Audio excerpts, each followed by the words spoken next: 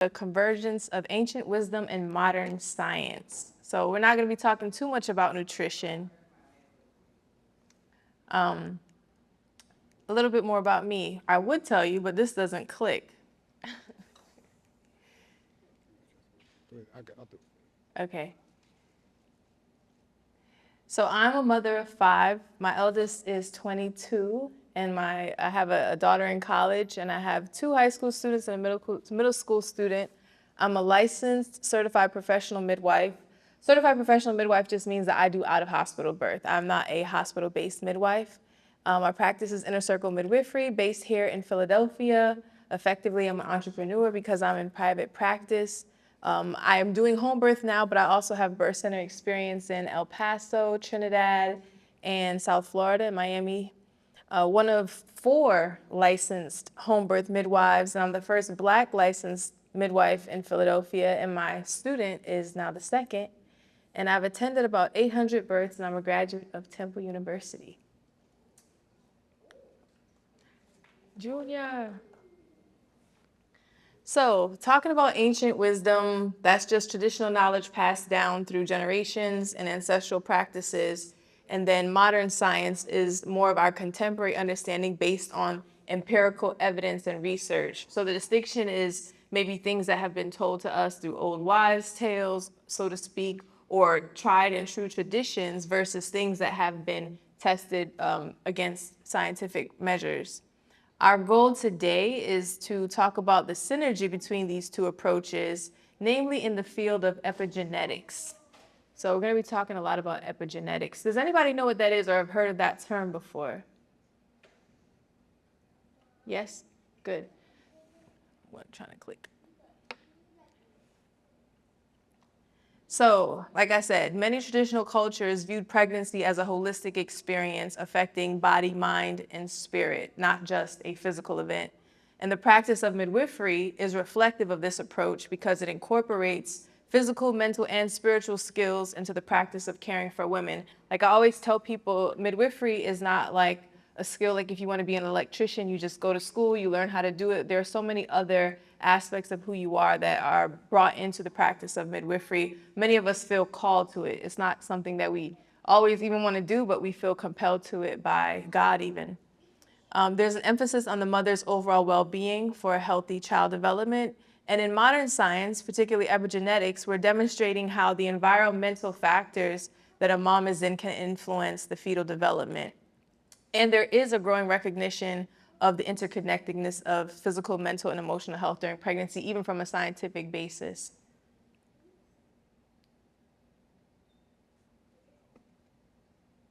So I'm going to ask you guys, what are some holistic practices that are based off of ancient wisdom that you use, that you're aware of, that you've heard of?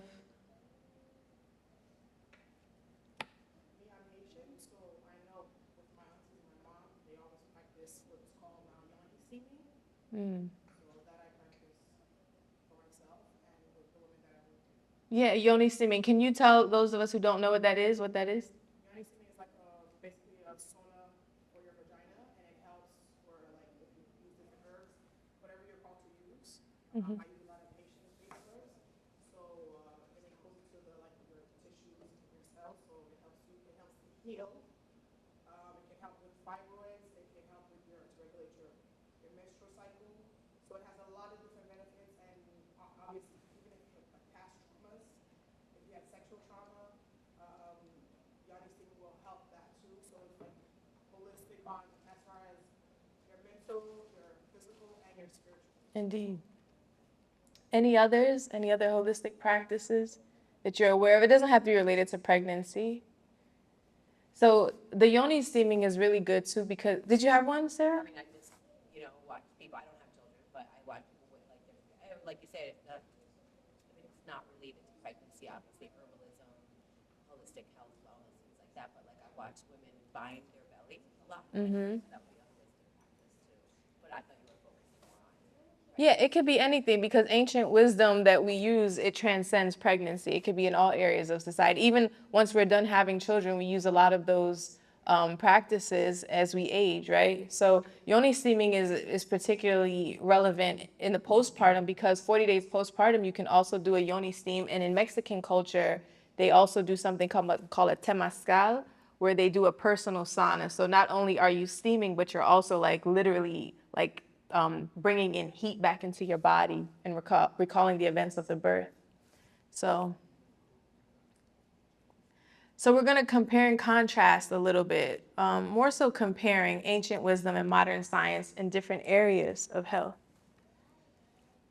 So maternal diet and nutrition. So we know that there are certain dietary and herbal recommendations, like Sarah mentioned, for pregnant women that vary by culture, like in Haitian culture and in Chinese culture, we'll say Eastern cultures altogether. Certain herbs like nettle, raspberry leaf, oat straw, motherwort are very useful in pregnancy according to ancient wisdom.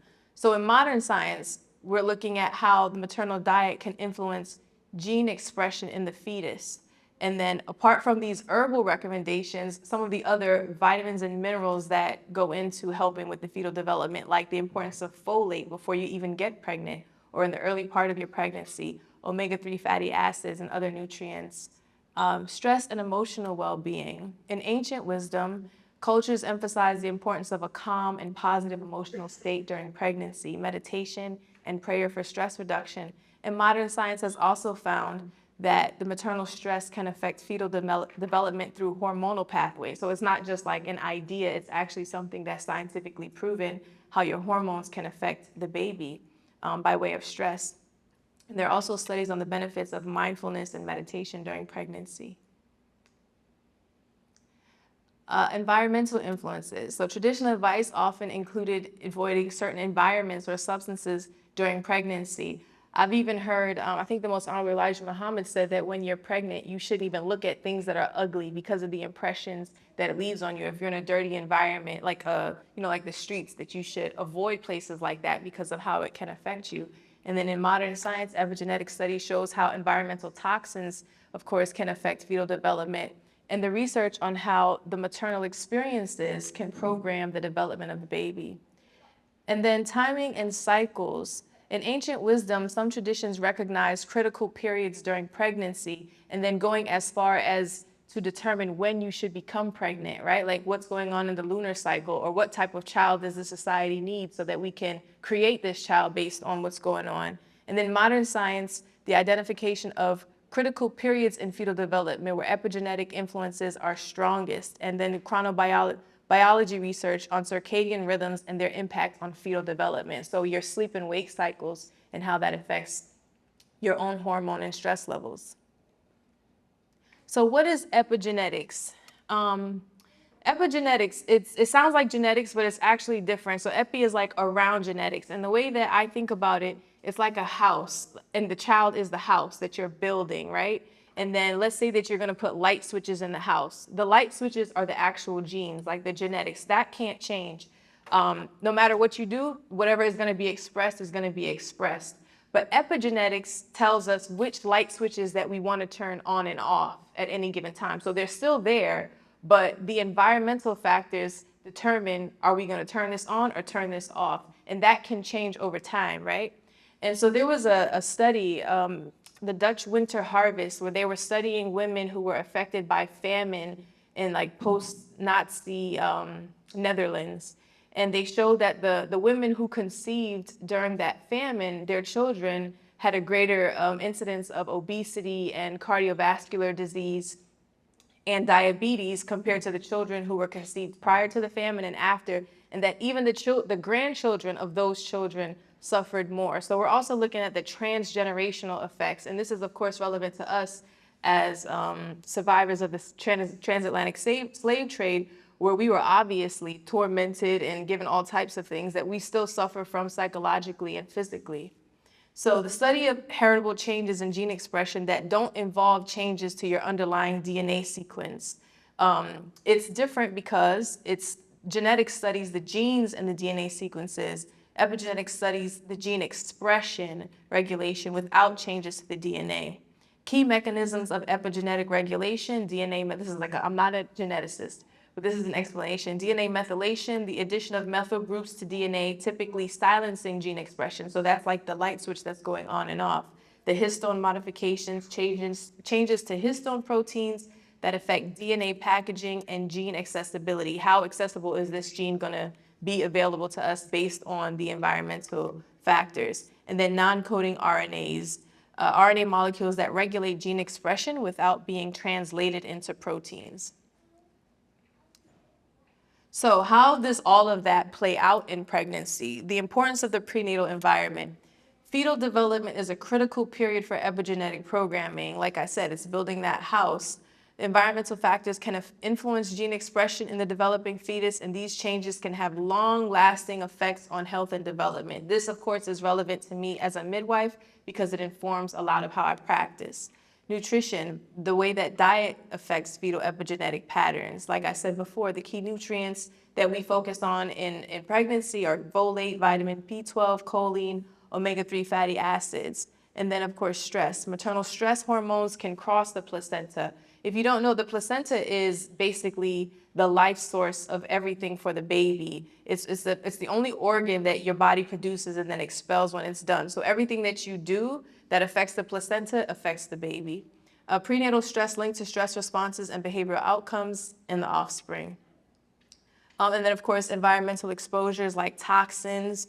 A lot of people don't know that if you have a cat, that kitty litter is also a toxin. Not the litter itself, but the poop that you're cleaning. So if you are going to get pregnant and you have a cat, don't clean that litter box. Also, birds, turtles, other pollutants, obviously cigarettes, smoke, and all these other things, the chemicals that we put on our bodies, the things that we wash our clothes with.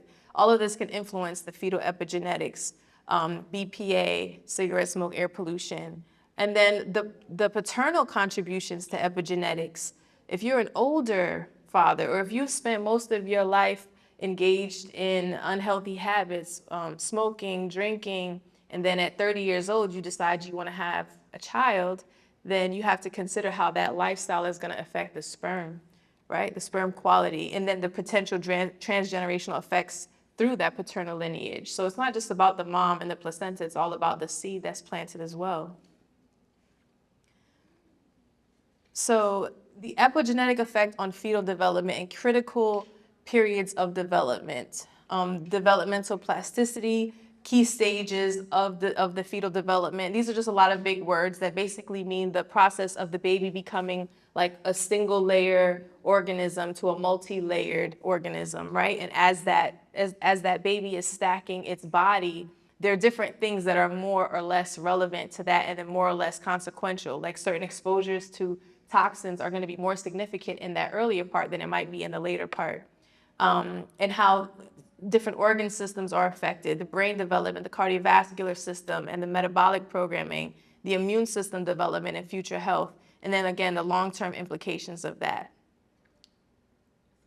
Yes, sir. Yes, ma'am. So I actually have a question. So do you feel that, like, I think that we're mostly aware of epigenetics and how certain trauma in history has played and how it can now express itself in genes, and I'm not a, geneticist either, so I don't understand all those things up there. But do you feel like there's any practices that can kind of remove some of those traumas or issues that may be like genetically intertwined in people's genetics now, or is there practices, and even as a midwife, are you able? I mean, maybe it might not be specifically during the pregnancies you're dealing with, but like, could people like kind of help remove some of those things? Yeah, I'm gonna keep going. Oh, it gets to that point. Sorry, I thought you. I don't know where the clicker. Oh, okay, so we can skip that actually. Well, actually, could you go back to that? The role of perception. So we're talking a lot about physical reality, right? But also as a midwife, I'm dealing with the way that someone perceives their reality and how it affects their physical reality. So the role of perception in cellular biology is in that holistic model, the mental and spiritual part of it. So your cells respond to environmental signals, not just genetic instructions. And also the way that you believe and think can also affect all of these biological realities.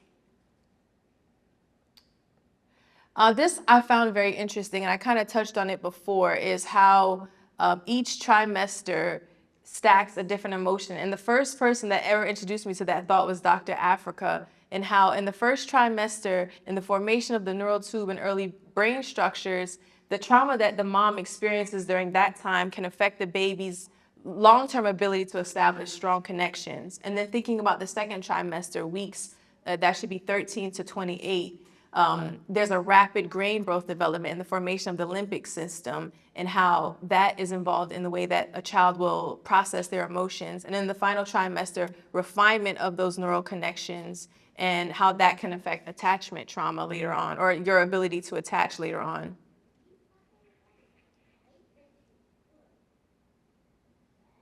So we talked about all of this already, stress and anxiety, how increased cortisol levels can cross the placenta, how depression can affect mom, and how positive emotions, there's some evidence that suggests that maternal positive emotions may also have protective effects, and how that can also protect the fetal nervous system by positive thinking. I want to talk a little bit about how that happens, because it sounds really airy-fairy, but the way that it happens is through the hormonal pathway. So the stress hormones like cortisol that cross the placenta, and then alterations in maternal oxytocin levels that may influence fetal development. For all the birth workers here, who knows what oxytocin is and the role of oxytocin?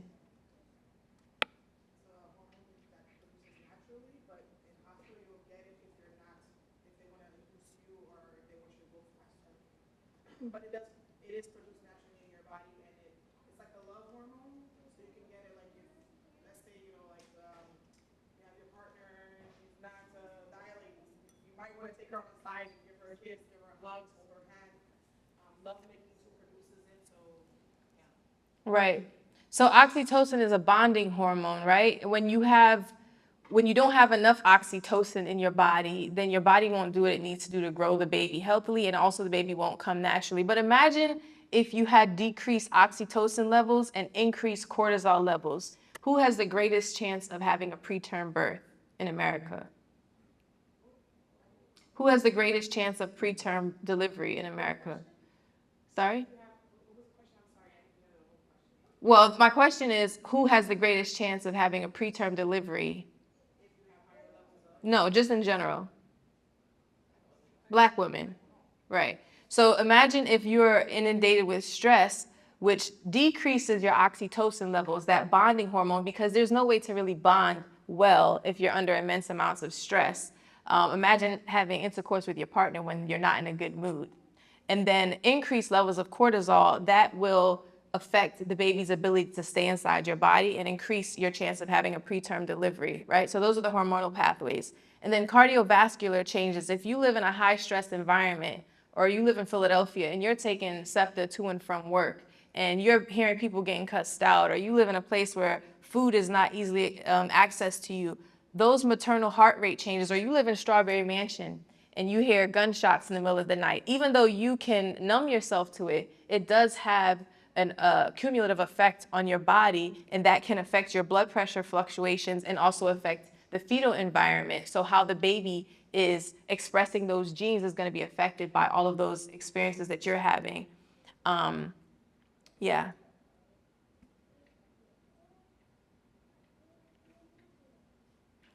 So onto Sarah's point, prenatal care and parenting. What are the things that we need to do in prenatal care and parenting that mitigates some of these effects? So one of the important things that we need to do is have mental health support during pregnancy. Not just like, oh, you're okay, but actually, and this is like a policy issue, but it's also more so normalizing that people go through stress that they hide, that they mask as being strong, but they're actually going through immense amounts of mental stress that manifests itself in different ways. So having mental health support, however it is accessible to you, whether it's through your religious organization, whether it's through a mental health care provider, or just even a sisterhood that you can seek out to get support during pregnancy. Thinking about the potential benefits of stress reduction techniques, mindfulness and relaxation, and making that a practice in your daily life. And even creating a space in your home if you're pregnant where, I don't want to say necessarily an altar, though it could be an altar, but it could just be a safe space for you. It doesn't have to be a large space that has all of the things that help you to stay calm, whether it's lavender oil, music, singing bowls, It could be images that help you to feel calm. These are things that you can do no matter the size of the space that you live in that can help you to be more mindful. And choosing culturally sensitive providers, people who recognize that might have the same shared experience as you, who can understand what you're going through and be sensitive to it. And then also choosing a model of care that is affirming. So not everyone can plan to give birth outside the hospital. That's unrealistic. There are lots of barriers to having a home birth. Some are financial, some are health related, but having people like doulas who, even though your OBGYN might be moving too fast to pay you proper attention, having a designated advocate to help you can help you have that continuity of care and care that is affirming so that you feel seen and heard through this most vulnerable time.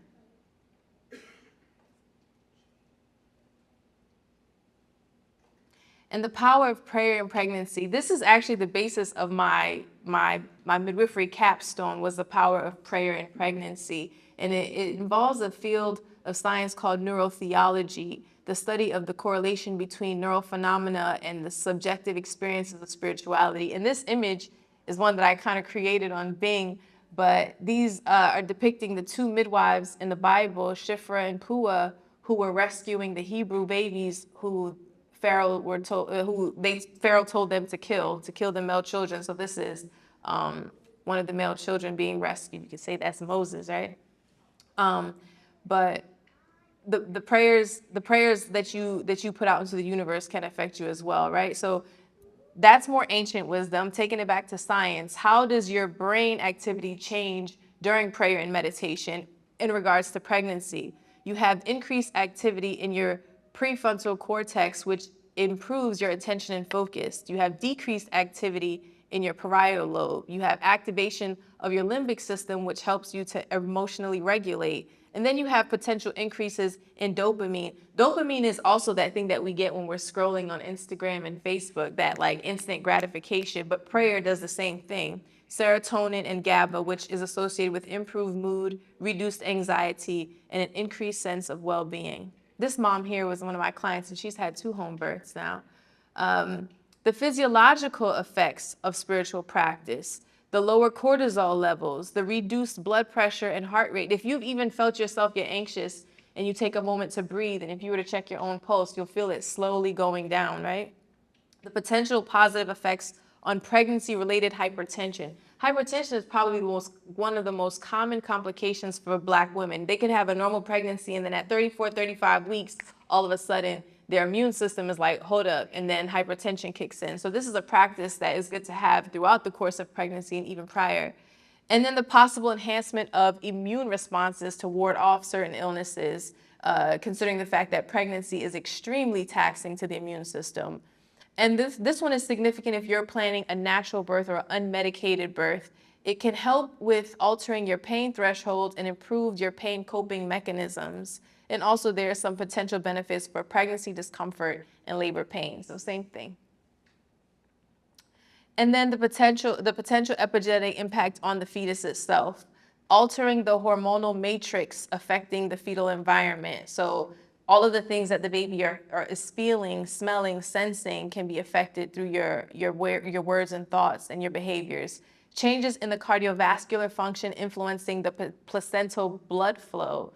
So we already talked about the role of the placenta, and the potential for maternal spiritual practices to influence the fetal epigenome. So again, which of those light switches are being triggered on and off by the spiritual practices that you have.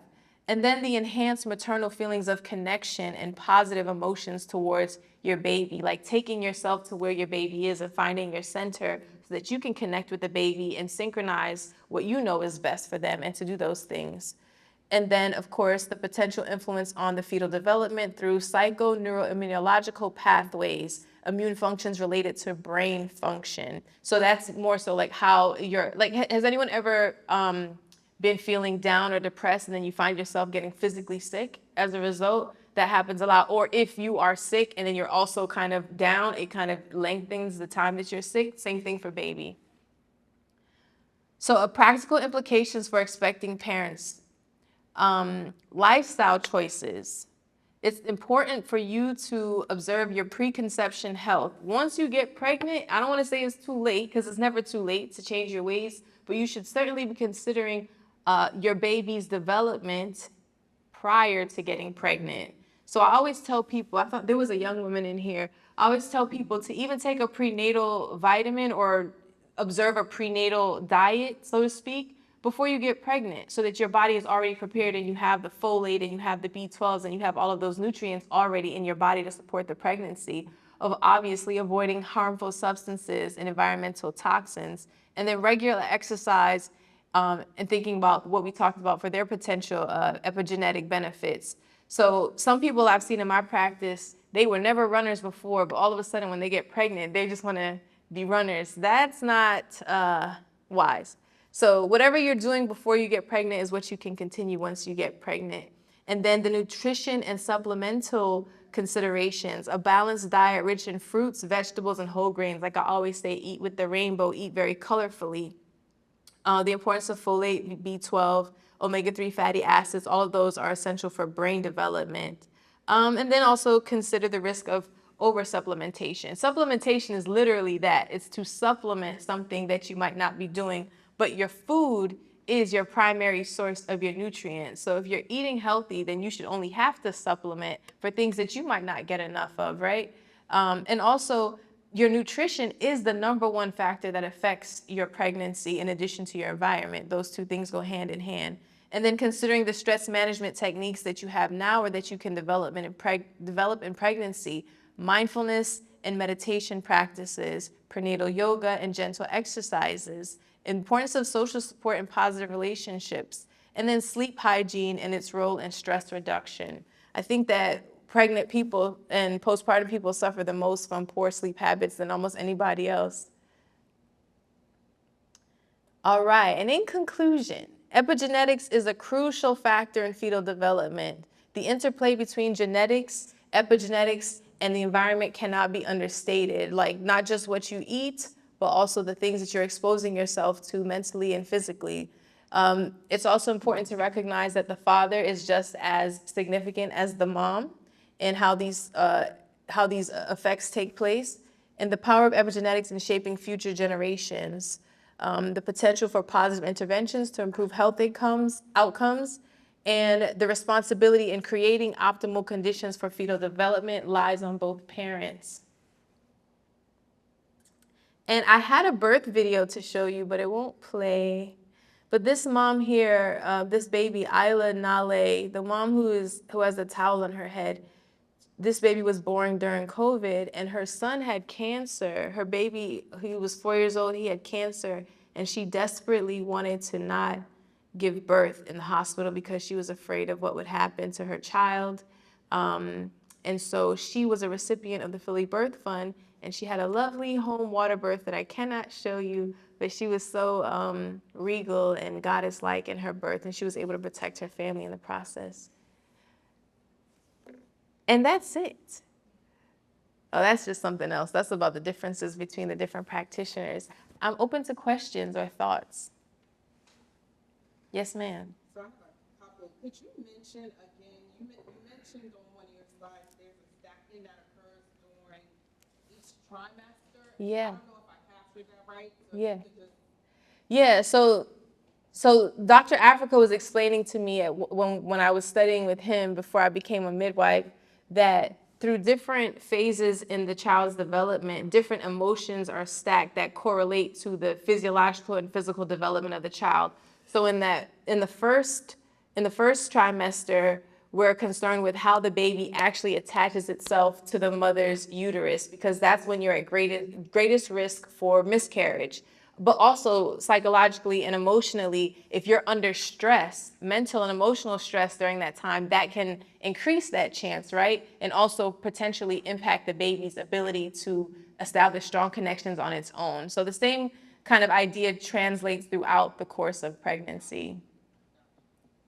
When do you recommend onboarding the midwife? Because there's significant, like I learned last year, what I thought was a doula's role is not. It's the midwife's role. Right. So when should that pregnant mother like to reach out and connect with the midwife? So the correct answer is before you get pregnant, you should connect with a midwife to even consult with her. Even if if you're about to get pregnant and you reach out to me and like, Asasiya, can I talk to you just about my health and nutrition and my chances of having an out of hospital birth, or, creating a birth plan? Yes. And then we can talk about that, and the midwife can tell you how to supplement or the things that you may or may not be at risk for. But the time that people actually start care with a midwife is 12 weeks. Yeah. And the best way to find, because I'm in Maryland, but like other than just Googling, do you recommend just Googling it, or what's the best way to find one in your respective area? Yeah, I think Google is a fair place, as well as Instagram and Facebook. Like, we're in a very digital age now, so most midwives, they're not practicing underground. They're very above board, and you can find them through a Google I search. wasn't sure if there was an association for Black midwives or anything. There is an association for Black midwives. There's also Sister Midwife Productions, and she has a directory of Black midwives. Her name is Nicole Deggins. Where in Maryland are you? Upper Marlboro, What county is that? Prince George. Oh, so there's a midwife there, Aza Nathari. She and I went to Temple together, and she's also the founder of Mama Toto Village, and her practice is called Blue Sage Midwifery, and she was the midwife for Abby Phillips, who works for CNN, but she's a lovely midwife. Okay. And what are the enhancement prep? I'm saying preps. I didn't catch the full language on your slide, but you mentioned that there are enhancement something for birth, like that you can do, during the pregnancy. Enhancement in regards to. It was on your slide, like something about the enhancements. Keep going. Sorry, go ahead. It was after the epigenetics. It was like a prep. The way that I kind of translated it was like there are certain things that you can do during the, it said enhancement something. Are you asking about things I to wasn't sure what does that mean? Like, what do you do? prior to getting pregnant? No, once pregnant. Well, Supplements. taking supplements, also like securing. So when someone is pregnant, there are things that we ask them to set up for the postpartum. Like, do you have a? There it is. Okay. Possible enhancement of immune responses. What does that mean? Well, this is talking about how spiritual practices can enhance immune responses. But ways that you can enhance immune responses is those types of things, right? So practicing mindfulness, keeping your mind and your body at rest and at ease. And you do that through supplementation, spiritual practice, meditation, mindfulness. Gotcha. Thank you for that clarity. Well, while you have that slide up, I want to say, Asasiya was my midwife, y'all. She's amazing. Oh, thank you. You gave me a book called Birthing from Within, and that book was amazing as far as practicing mindfulness and doing things that got me very centered during my pregnancy. And one of the things we also did together was when we created the birth plan, like you asked me one day, you said, how do you want your birth to go? And I'm like, well, what do you mean? And you were like, I mean, literally, like everything. Like how long you want to be in labor, how do you want your labor, what do you want it to look like how long you want to push, all these things. And I wrote those things down verbatim. Like, I only want to be in labor for 3 hours. When she gets to my house, I want to be 4 centimeters, and I want the birth to be very quickly. And you can attest to this. Literally, everything I wrote on that paper is what happened during my birth. So when I talk to my doula clients, I'm like, the importance of having that place that you can go and be centered, and also really talking to your baby and connecting with your baby to make the plan together. Like, this is how we're going to birth. This is what we're going to do. And I just wanted to say that was so important and so pivotal to me to see that actually play out in real life. Yeah, I want to say that you birthed exceptionally. I don't know many people who have birthed like that. Like, I came to the house and you're like, oh, something's happening. Oh yeah, baby is happening right now. That was really fast. But if I could use your birth as an example, because you were how old, if you don't mind me asking? 39. So you were 39 and then you had a child who was 17 at the time, right? She was 19, 18. 18 at the time, and then you had this 18-year gap and got pregnant again and gave birth at 39. And in the hospital, their science tells you that you're at advanced maternal age, geriatric pregnancy, you're at all these risks, and you birthed, I mean, magnificently. I don't think you could have had a better birth story. And so if you know someone, or if you are someone who is older than 35, just remember that there is still the possibility of you having an empowered birth outside of the hospital naturally. Yes, sir. I have two questions. In your professional opinion, how important is a man, how important is it for a man, like the conception of new life? And are there male practitioners in the midwife sector? How important is it for the man to do what in the conception? How important is our role in the conception of new life? I mean, well, you're planting the seed, right? So There are a lot of conversations, like unheard conversations about who's important, male or female, the egg or the sperm, you're equally important because you can't produce a child without either one. Like there is not like it's like 70-30, it's 50-50. And so you're equally important. So I think the same energy that the mom has to give is what you have to give, not even just once the seed is, not even before the seed is planted, but once the seed is planted, the importance of you continuing to nurture that woman in all the ways that you can so that she can also stay calm. Because a lot of the stress, unfortunately, that women feel if they're partnered or unpartnered, it has to do with relationship dynamics too. And so playing your part is important. There aren't many male midwives. There are some. They're usually not heterosexual. That doesn't matter, but that's the case. So yeah, no. And I've seen a growth of more doulas, male doulas. Yeah, you're welcome. Sorry. Go ahead, you.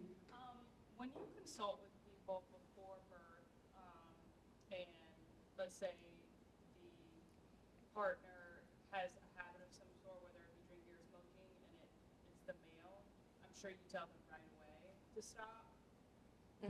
Yes. I guess like how much in advance? I mean, right away. It's the earlier the better to stop, to clean, because I know the blood, those things end up in the blood, and the blood mixes sperm. Right, right. So I would say like give yourself a good 3 months to like turn over new cells and maybe even practice a detox, like go through a detox if you know that you want to conceive. I don't want to say that all is lost if you've been smoking for 20 years and then, or that all is gained if you just stop all of a sudden, but it can help for sure. The body is very resilient. Yes. I saw this thing and it was like talking about how like it's good to like eat intuitively and like listen to your body like what it's telling you because like you know they like compared like eating like when you're like unsoothed versus when you're soothed and like just the way that the body processes and like digests the food like it like the like nervous system like plays a big role. So I just thought that was cool. Yeah, it's intuitively. Yeah, and that's interesting you say that because have you heard of like pregnancy cravings? And people make a joke of it like, oh, she's craving pickles and ice cream. Pregnancy cravings is a form of intuitive eating because it's your body telling you that you need a particular nutrient. Pickles in particular is like a fermented food and it helps with your gut health. And a lot of us need that in pregnancy to keep a balanced microbiome so that the baby is not exposed to illnesses on the way out. But a lot of those cravings are related to either nutrient deficiencies or something that your body needs. Yes, ma'am. I have a question. We talked about pregnancy and spirituality, prayer, and how Yes. prayers are important, and I 100% believe in that. Not only from my own births, but from the women that I also see. But my question is, if somebody is not, or they don't consider themselves spiritual, or they're not of a spirit, or they don't believe in the same spiritual practice. You said something about you go to the temple, right? So I don't know if you're Mosque? you go to the mosque. Did you ask me if I go to the mosque? Yeah, you said something I went to Temple University, Oh, Temple University. but I also am registered in the Nation of Islam. But Sorry. Okay. So my question is, if you approach someone that considers a Christian, how do you talk to them about being that you're from a different spiritual background? How do you talk to them about the importance of prayer? Or if someone doesn't believe in, they don't believe in God, or they don't have a spirituality that they're attached to, and you know the importance. You can bring them to studies, I understand, or you can talk to them about it, give them information. But how do you help a woman understand, or a couple understand how important spirituality is, prayer is, and meditation is, and bringing a child forth? well, I can answer that so many ways. One, I will say there's a midwife for every person. And there are some people who I haven't thought would want to work with me. And the reason they wanted to work with me is because of my emphasis on spirituality, right? And there's some people who are going to seek midwives who they feel that from, and they're going to go because it resonates with them. And if you're not into that, you might not seek a midwife like that. So I don't often have that issue.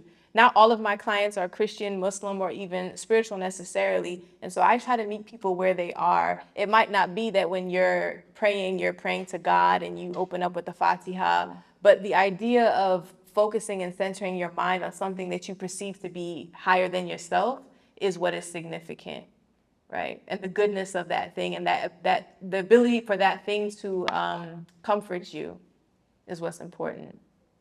Sidebar, the most successful births that I have seen among believers, even though I'm a Muslim, I have seen so many people call on the name Jesus and find so much power in that, as a side note, which is so interesting to me. Yeah, Christ consciousness is powerful. Yes, ma'am.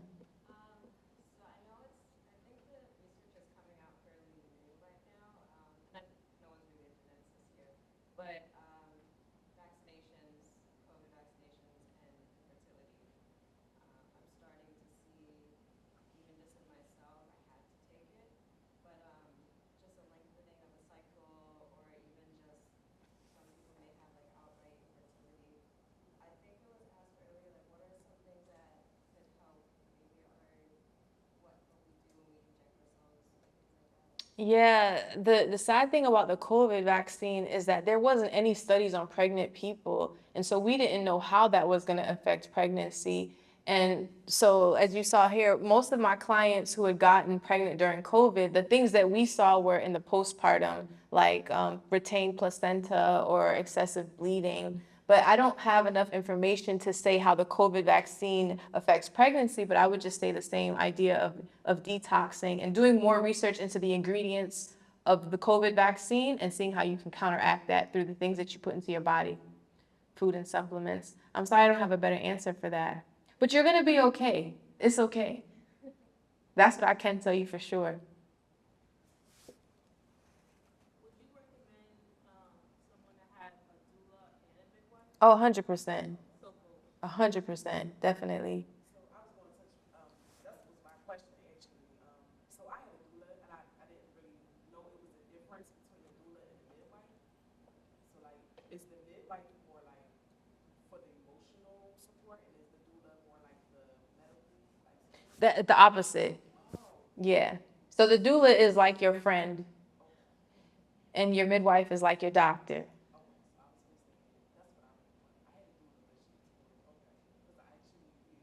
You can have a midwife and not have a doula and still have a out of hospital birth, but you can't have a doula and not have a midwife. Yeah. Or a doctor. Yes, ma'am. So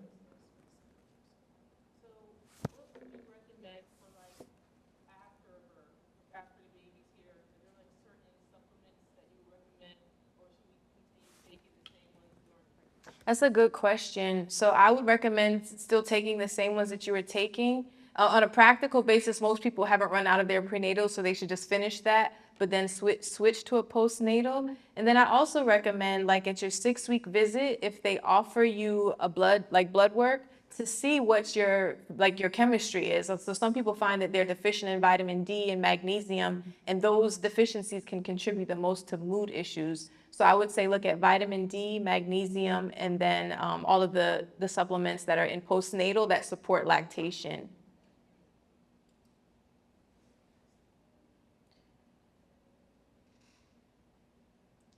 I think those are all the questions. Thank you so much. And I know this was very kind of science heavy, but I sometimes get bored of talking about food all the time. Oh, make sure that you eat spinach. Because it's really important to think about other ways how pregnancy is happening to your body. It's not just physical, it's also spiritual, and to be mindful of all of the things that are around you at all times during that process. My Instagram is at the People's Midwife. My website is innercirclemidwifery.com. And if you have any questions, you can always feel free to reach out to me. It's the People's Midwife. All right. If all minds are cleared, we can adjourn. Yeah, you're welcome.